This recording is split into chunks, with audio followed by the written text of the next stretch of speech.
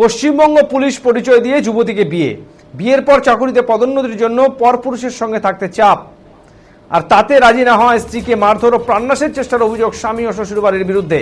কোনো ক্রমে পালিয়ে বেঁচে বাবার বাড়িতে গৃহবধূ। ঘটনাটি মালদার রতুয়া থানা এলাকায়। বাধ্য হয়ে এদিন পুলিশের দ্বারস্থ হয়েছেন এই যুবতী। জানা গিয়েছে অভিযুক্ত নাম নয়ন গোস্বামী। এই যুবতী জানান তার বাড়ি হরিশ্চন্দ্রপুর এলাকায়।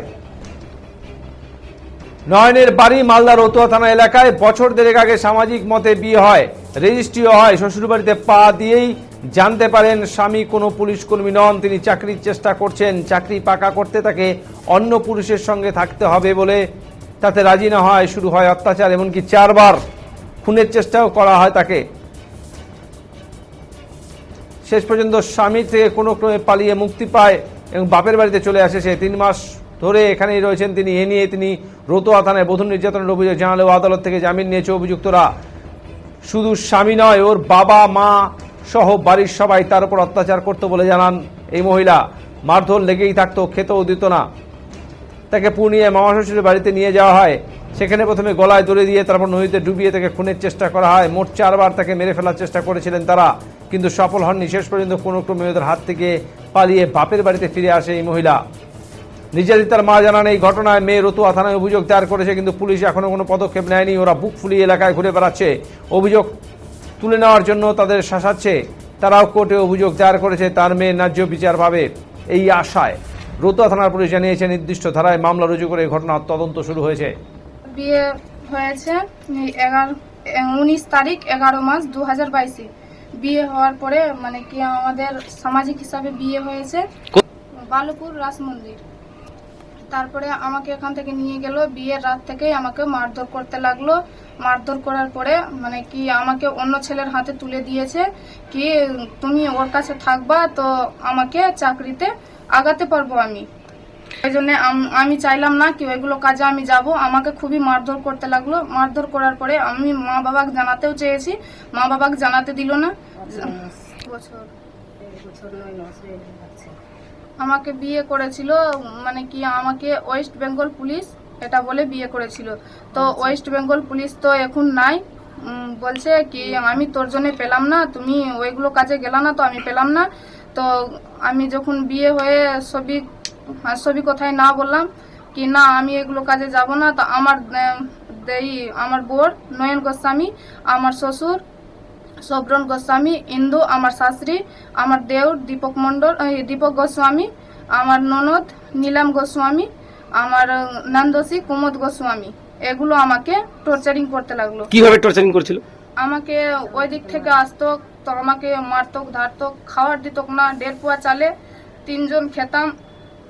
খাওয়ার পরে আমাকে খাবার মিলতো না। তো আমি যখন বললাম সবাইকে কি আমাকে খাবার দিচ্ছে না, তো বলছে কি কেন দিচ্ছে না খাবার, তো এরকম কথা। তো বলে আমার খিদা লাগছে না, আমি কি করব। মেয়েটার জন্য রান্না করতে বলছি, মেয়েটা খেয়ে নিচ্ছে, এই রান্না করে নিচ্ছে। আর ওর বাবা বলছে আমার খিদা লেগে গেল, কি করবে। তো বলে কি একদিন হয়েছে, দ্বিতীয় দিনও হচ্ছে। কতদিন ধরে তোমাকে টর্চার করছে? তারপরে কি হলো? তারপরে হয়েছে আমার বাবা ওখান থেকে তাড়িয়ে দিয়েছে, পূর্ণিয়া নিয়ে গেছে। পূর্ণিয়া নিয়ে যাওয়ার পরে আমার মামা শ্বশুরের বাড়ি গেছে। মামা শ্বশুর ডেকেছে কি দিদি তোর থেকে সামলাচ্ছে না তো আমার বাড়ি নিয়ে আসো, আমি দেখবো মেয়েটাকে। তো আমাকে নিয়ে গেছে। নিয়ে যাওয়ার পরে আমাকে গলায় দড়ি লাগিয়েছে, মঙ্গলসূত্র টুস্ত্র সবই কিছু খুলে নিয়েছে, গানা গেটি খুলে নেওয়ার পরে আমাকে অনেক মারধর করলো। মারধর করার পরে আমি চিৎকার করলাম তো একটা অপর লোক আসলো। সেদিন অপর লোকটা বাঁচিয়েছে। তারপরে আমাকে নাহারের দিকে নিয়ে গেল, নদীর দিকে নিয়ে গিয়ে আমাকে জান মারার চেষ্টা করেছে। নদীতে ধাক্কা দিয়েছে তো একটা অপর লোকের ঘরে ঢুকে আমি বেঁচে এসেছি। আমার বাবাকে জানালো অপর লোকটা জানিয়ে ফোন করে বললো কি আপনার মেয়েকে আপনি নিয়ে যান।